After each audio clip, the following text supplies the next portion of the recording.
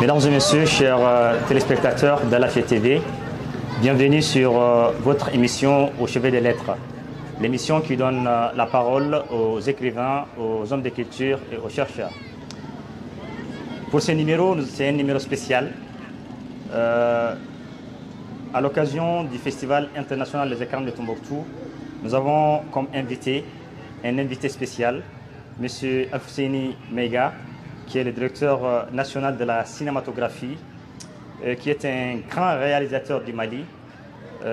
Bonsoir Alfousseni. Bonsoir. Et bienvenue sur notre plateau. Merci à vous de m'avoir invité et pour le privilège que vous m'offrez. Merci beaucoup. Alors, je disais que vous êtes un grand réalisateur du Mali. Avant d'être directeur national de la cinématographie, vous êtes un connaisseur du 7e art. Et justement, dans cette émission, nous allons parler exclusivement du cinéma et nous allons parler des missions du Centre national de la cinématographie. Mais avant, nous allons vous demander de nous parler un peu de votre parcours de réalisateur. Je voudrais, tout en vous remerciant pour le privilège que vous me faites à travers cette brillante présentation, vous demander de bien vouloir accepter que je me présente comme un jeune réalisateur apprenti qui n'est pas encore grand, mais qui aspire à devenir grand. Je suis à la base journaliste communicant. J'aime à le dire, je suis arrivé dans ce métier par pur accident. En 2014, j'ai commencé mon travail en tant que réalisateur à la télévision. J'ai eu l'opportunité de travailler dans plusieurs cabinets ministériels, 2 premiers ministres, 4 ministères. J'ai eu la chance de travailler pour pratiquement toutes les agences du système des Nations Unies au Mali en tant que communicant. Et c'est par accident que je me suis retrouvé en 2016 dans la production audiovisuelle avec la série Bamako News, qui était seulement pour nous une manière de divertir le public, mais aussi un moyen de faire passer nos annonces publicitaires en tant que communicant. Parce qu'à l'époque, faire passer une publicité à l'ORTM coûtait beaucoup d'argent. Il n'y avait pas beaucoup de chaînes de télévision privées. Donc on s'est dit qu'il faut créer un petit sitcom qui va sensibiliser tout en divertissant le public. Et nous profitons de cela pour faire passer nos annonces. C'est comme ça que je suis venu dans la production audiovisuelle. Comme on le dit, l'appétit vient en mangeant. Nous avons au fur et à mesure pris goût à la chose à travers l'intérêt manifeste qui était manifesté par le public. Et nous avons vu l'intérêt du Malien vis-à-vis de la chose cinématographique. J'allais dire de l'image. Et alors nous nous sommes dit pourquoi ne pas explorer cette piste. Et c'est comme ça qu'en 2018, je me suis lancé dans le cinéma avec mon premier long métrage, Le Voile Secret. Mais tenez-vous bien, quand nous avons fait ce film, à l'avant-première de ce film, nous avons fait 3 guichets pleins en une soirée avec plus de 12 millions de recettes.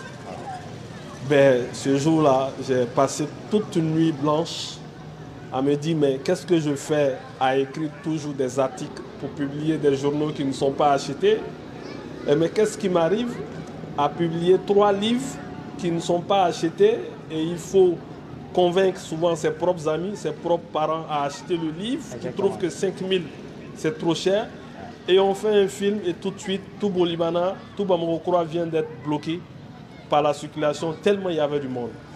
Alors ce jour-là, j'ai compris que le cinéma était quelque chose qui passionnait les Maliens et que derrière, il y avait une dimension à la fois sociale, humaine, mais surtout économique dans ce métier. Et c'est comme ça que j'ai décidé de me lancer dans le cinéma. 2018-2022, c'est 17 films et séries que nous avons produits. C'est, je vais dire, des millions, presque le milliard d'investissements. c'est des millions de nos compatriotes que nous avons pu égayer, mais c'est aussi toute une dynamique que nous avons lancée en créant des activités génératrices de revenus ponctuellement pour une dizaine de techniciens et presque une centaine d'acteurs et de comédiens. Et je pense que c'est comme ça que je me suis retrouvé dans ce métier. Et Dieu faisant les choses, je me retrouve aujourd'hui à la tête du cinéma malien. Ça veut dire quelque part que le risque qui a été pris à l'époque, parce que c'était un risque, quand je démissionnais de mon poste de directeur de la communication du ministère des Transports, beaucoup de gens ont compris que j'étais fou. Mon ministre à l'époque m'a dit « Ok, vas-y, fais ton affaire de cinéma, on va laisser ton poste. Et si ça ne marche pas, tu reviendras. » Mais aujourd'hui, elle fait partie des personnes qui ne ratent aucun de mes films qui sortent en salle. Je pense que nous nous sommes lancés dans quelque chose, nous avons cru, mais Dieu nous a aidés. Des personnes de bonne volonté ont cru en nous. Et chemin faisant, je pense qu'aujourd'hui, on peut dire que nous sommes en train de réussir dans ce métier. Voilà un peu Fousseni Maïga. Merci beaucoup. Je crois que nos téléspectateurs ont eu assez d'informations par rapport à votre parcours de réalisateur. Et bien sûr, le cinéma fait voyager. Je suppose que vous avez beaucoup voyagé grâce au film. Absolument. J'ai parcouru, je vais dire, pratiquement le monde entier parce que j'ai été sur les plus grands festivals du monde. J'ai été... Oui, le cinéma m'a beaucoup fait voyager à travers le Mali, à travers l'Afrique, à travers le monde. Et oui, je rends grâce à Dieu. Bien. Alors, parlons un peu des missions du CNCM. Quelles sont les missions qui sont assignées au Centre national de la cinématographie? Alors, le CNCM a d'abord une mission de réglementation qui consiste aujourd'hui à coordonner toutes les activités en lien avec le cinéma. Alors, au-delà de cette mission de réglementation, nous avons aussi une mission de production dans nos textes aujourd'hui qui nous conduisent à faire des productions, à faire des coproductions. Mais aussi, nous avons une mission de législation en ce qui concerne les réformes sur le secteur du cinéma. Donc, nous sommes dans une mission assez transversale qui nous amène à réfléchir sur les enjeux de la filière, à organiser la filière, à structurer les différents corps de métier, à professionnaliser les corps de métier, à organiser les sous-secteurs de la filière, mais aussi à promouvoir, valoriser les films maliens, que ce soit au Mali ou à l'international. À Tombouctou, avec le festival Écran de Tombouctou, une initiative qui est partie de rien du tout, mais aujourd'hui qui se présente comme une véritable alternative susceptible de créer les bases d'une véritable industrie cinématographique à Tombouctou. Le cinéma malien se porte très bien au regard de la nouvelle dynamique que nous sommes en train d'impulser au CNCM. Sur les 4 derniers mois, nous avons produit 4 films, nous avons soutenu 10 projets. En 4 mois, c'est 14 films qui ont été produits et nous partons vers une trentaine de films pour la fin de l'année 2022. 30 films en 2022 contre une moyenne, si vous voulez, de 30 sur les 5-6 dernières années. Il y a une dynamique positive. Très bien. Il y a une dynamique positive qui montre que les choses sont en train de bouger malgré les difficultés. Et aujourd'hui, au niveau du centre, nous avons eu pour mission de faire en sorte que le cinéma, au-delà de sa mission de divertissement, de sa mission de transformation de nos communautés, soit un véritable vecteur économique qui pourra générer des revenus, créer des emplois et développer un certain nombre de secteurs connexes. Vous n'êtes pas sans savoir que le film, au-delà des corps de métier du cinéma, mobilise d'autres corps de métier, les esthéticiens, les stylistes, les transporteurs, les restaurateurs, les agences immobilières, les coiffeurs, les vendeurs de tenues. Donc, quand le cinéma bouge, il bouge avec plusieurs corps de métier, plusieurs activités connexes. C'est pourquoi nous sommes aujourd'hui en train de dire que les choses sont en train de bouger. Je le dis d'autant plus qu'au niveau du centre, nous nous sommes dotés d'un plan stratégique qui va définir nos actions sur les 3 prochaines années. Et ce plan stratégique a pour ambition de travailler sur 5 chantiers. Le chantier de la gouvernance, qui veut que le CNCM soit géré autrement, en en faisant du CNCM à la fois un outil au service des sociétés de production, mais au service de l'ensemble des acteurs professionnels du cinéma. Donc nous sommes en train de travailler sur la gouvernance. La gouvernance du CNCM, aujourd'hui, qui s'est traduite par l'instauration d'une nouvelle politique de gestion avec l'augmentation à plus de 100% des salaires pour motiver le personnel, avec de nouvelles méthodes de travail. Donc aujourd'hui, je suis content de vous dire que le cinéma se porte bien parce que nous avons une nouvelle vision, nous avons une nouvelle orientation, nous avons envie d'avancer et nous nous sommes donné les moyens d'avancer en réfléchissant, en posant les jalons. Et aujourd'hui, je pense que si Dieu nous aide, si derrière nous arrivons à travailler de manière intelligente, on pourra d'ici 1 année, 2 ans ou 3 ans produire de bons résultats qui vont permettre au cinéma malien de se repositionner sur la scène internationale. J'ai assisté à un véritable exposé sur le cinéma malien. J'espère que nos téléspectateurs aussi ont pris goût comme moi. Justement, vous avez parlé de plusieurs personnes qui profitent des retombées du cinéma. Et nous savons qu'au Mali, le principal problème que les gens ont, les jeunes surtout, ça c'est le problème du chômage. Comment est-ce que le cinéma arrive à contribuer à la lutte contre le chômage? Je vous donne juste un exemple concret, le cas du Nigeria. Le Nigeria aujourd'hui, après l'agriculture, le cinéma est le premier secteur pourvoyeur d'emplois avec 1 million d'emplois directs générés. Au Nigeria, nous parlons de 2500 films qui sont produits par an, 300 salles de cinéma et un chiffre d'affaires de 350 milliards par an. Cet exemple à lui seul vous permet de savoir ce que représente la force économique de cette filière. Je vous l'ai dit tantôt, pour faire un film, il faut en moyenne 25 corps de métier techniques. Quand on prend du scénariste au réalisateur, des techniciens, décorateurs, lumière, son, costumier. Déjà dans le cinéma, il y a au moins 20 corps de métier qui interviennent dans la production d'un film. Du développement du film à la post-production. Je ne prends pas en compte la distribution, qui est un autre volet. Vous imaginez, si pour faire un film, il faut au moins 20 compétences, 20 corps de métier, ça fait 20 emplois. Si pour faire un film, et vous le savez, pour faire un film, il faut d'abord quelques éléments importants. Il faut que les acteurs qui jouent soient habillés. Ça crée de la valeur pour tous ceux qui travaillent dans la chaîne de valeur du costume. Pour faire un film, il faut que les acteurs soient beaux. Les coiffeurs, les maquilleuses, création de valeur. Pour faire un film, il faut que l'équipe qui va travailler pendant 2 ou 3 mois soit nourrie.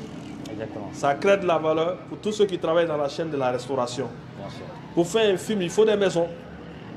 Et les maisons où les trouver, les agences immobilières, les hôtels.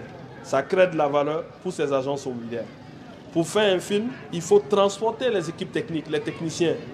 Ça fait de la valeur pour les sociétés qui travaillent dans le transport ou dans la location de véhicules. Pour faire un film, il faut porter des habits. Ben, ceux qui vendent des habits, ils gagnent leur compte. Donc la production d'un film, au-delà des compétences en lien avec le cinéma directement, fait appel à au moins 7 ou 8 activités connexes. Donc quand on fait un film, on met en branle au moins 20 corps de métier du cinéma, mais aussi 8 activités connexes. Un seul film. Imaginez qu'on parte à 5, 10, 20, 30, 100 films. Ça fait autant de métiers qui sont créés. C'est énorme. C'est énorme. Et là, je n'ai pas touché la distribution. C'est vous dire tout simplement que le Nigeria a pu bâtir son économie sur le cinéma. Des pays comme le Sénégal ou la Côte d'Ivoire, qui se sont lancés dans ce métier bien après le Mali, ben, arrivent à sortir leur épingle du jeu. Prenez le cas du Burkina avec le FESPACO, qui est aujourd'hui l'un des plus grands rendez-vous du cinéma mondial. Bien sûr. Des pays qui ont commencé le cinéma après le Mali arrivent aujourd'hui à tirer bénéfice du cinéma. Et le Mali, qui est perçu comme l'une des plus grandes nations du cinéma, est encore aux abois. Je pense que quelque part, il faut qu'on se remette en question et qu'on se donne les moyens de travailler et que derrière l'État appuie, accompagne. Et je pense qu'on pourra faire bouger les choses. Alors, vous avez parlé de l'exemple du Nigeria. Au Mali, qu'est-ce qu'il faut pour créer une vraie industrie du cinéma? Ça a commencé, nous avons commencé. Il faut que chacun joue son rôle. L'État joue son rôle. Parce que pour la petite histoire, les années passées, le budget avait alloué 2 milliards pour la construction de 2 salles de cinéma à Bamako, en rive droite et en rive gauche. Malheureusement, ce projet n'a pas été matérialisé. Rien qu'à travers cet exemple, il m'est difficilement de dire que l'État ne joue pas son rôle. Mais aujourd'hui, il y a une dynamique qui est mise en place. Il faut que l'État impulse une dynamique en finançant le secteur, en encourageant les investissements dans la filière et en valorisant les différents corps de métier. Ça, c'est le rôle de l'État et que le CNCM est en train de matérialiser depuis quelques mois. Mais il faut aussi que les cinéastes, à travers les organisations professionnelles, jouent leur mission en se structurant, en étant plus unis et en créant des initiatives susceptibles de booster la filière. Il faut aussi que les Maliens, qui sont les consommateurs, donnent envie aux producteurs d'investir dans la filière en consommant les films maliens. Et à ce niveau, je pense que le festival que nous sommes en train de vivre montre que les Maliens aiment les films maliens. Et je pense que derrière, la stratégie nécessite à la fois une synergie d'action, mais en réalité de gros fonds qui devraient être injectés par l'État. Mesdames et messieurs, chers téléspectateurs de la TTV, nous sommes toujours sur notre émission Au chevet des lettres, une émission spéciale Écran de Tombouctou qui reçoit comme invité M. Alfousseni Meiga, qui est le directeur national de la cinématographie. Donc, nous avons parlé des missions du CNCM, nous avons parlé des défis du cinéma malien. Alors, je vais vous poser la question de savoir qu'est-ce que vous pensez de ce festival. Un excellent festival, un véritable carrefour du donner et du recevoir, une excellente initiative locale de promotion du cinéma, mais aussi un joli bébé qui a besoin d'être accompagné pour grandir. J'ai été impressionné, il faut le dire en toute humilité. Quand j'effectuais le déplacement, je m'attendais à un petit festival, une petite dynamique. Mais j'ai été impressionné sur le terrain de voir que pour une deuxième édition, vous êtes très en avance. J'ai été sur plusieurs festivals qui sont souvent à 5, 6, 10 éditions. Mais j'avoue que le niveau que j'ai trouvé ici, c'est digne d'un festival qui est en état de maturation, c'est-à-dire à sa 10e année. Donc j'ai retrouvé tous les ingrédients d'un festival international, des productions à la hauteur, un public ouvert, réceptif, des activités connexes avec des séances de formation, nous ayant permis de découvrir de jeunes talents, un véritable carrefour du donner ou du recevoir. Et la particularité de ce festival, et ce qui m'a le plus impressionné, c'est la touche littéraire avec la dédicace du livre, recueil de poèmes que nous avons lu et que j'ai vraiment aimé parce que le cinéma ne peut pas aller sans les auteurs. Et le véritable problème du cinéma aujourd'hui, c'est le développement. Nous n'avons pas de scénaristes. Et en encourageant des jeunes auteurs à écrire, nous nourrissons le background d'histoire et de compétences pour développer des scénarios. Et je pense que ça a été un véritable festival qui m'a beaucoup impressionné, qui m'a permis de rencontrer de nouvelles personnes, de faire de nouvelles découvertes, mais aussi de mesurer l'impact du travail qui a été entrepris par Alvin, et son équipe, Yaya Fomba et plusieurs acteurs indépendants qui ont commencé depuis quelques années une dynamique locale en termes de production qui est en train de produire ses fruits. Et je pense que l'écran de Tombouctou est une véritable tribune sur laquelle le Centre national de la cinématographie va s'appuyer pour valoriser le cinéma à Tombouctou, mais aussi pour impulser une nouvelle dynamique dans les différentes régions. J'espère que l'an prochain, on pourra à travers ce festival inviter des jeunes d'autres régions du Mali qui viendront s'inspirer de votre modèle et qui pourront aussi initier peut-être des choses comme ça dans leur région. J'ai l'habitude de le dire, le modèle écran de Tombouctou me rappelle, et par extension le modèle de Tombouctou me rappelle un peu le schéma de développement de Nollywood au Nigeria. Tout est parti des régions et aujourd'hui la toile a été tissée et le Nigeria est positionné comme une grande nation du cinéma. Donc vous avez en votre main une belle initiative qui mérite d'être encouragée, qui mérite d'être soutenue. Et je tiens vraiment, à travers votre micro, à féliciter l'ensemble des initiateurs de cette belle dynamique. Alors, je crois que c'est l'ensemble de l'équipe, sinon des équipes qui organisent ce festival, qui sont honorés. Nous sommes vraiment touchés par ce mot venant du premier responsable du cinéma malien. C'est un défi qu'il faut relever. Donc, je rappelle aussi que ce festival a été initié par l'association Tombouctou Culture et qui également est promoteur, sinon initiateur de cette émission. Absolument. Que nous sommes en train de faire. Quel conseil vous avez pour les jeunes qui aspirent à être réalisateurs? Je les conseille de foncer. De foncer sans regarder derrière, ni à droite, ni à gauche, seulement devant et de foncer. Vous savez, j'ai appris que le cinéma est un métier passionnant. C'est un métier de création essentiellement. Quand on a trop peur, quand on hésite trop, on ne bouge pas. Je me rappelle quand je faisais mes premiers films, j'ai été critiqué. J'ai dit oui, je vais apprendre. Le plus important pour moi n'est pas de faire le meilleur film tout de suite, mais sur 10 films, vous verrez à chaque film une marge de progression. Donc, laissez-moi foncer, je vais apprendre. Exactement. Donc, je demande aux jeunes de foncer, de ne pas hésiter quand ils veulent faire un film, qu'ils fassent un film. Le plus important, c'est de faire.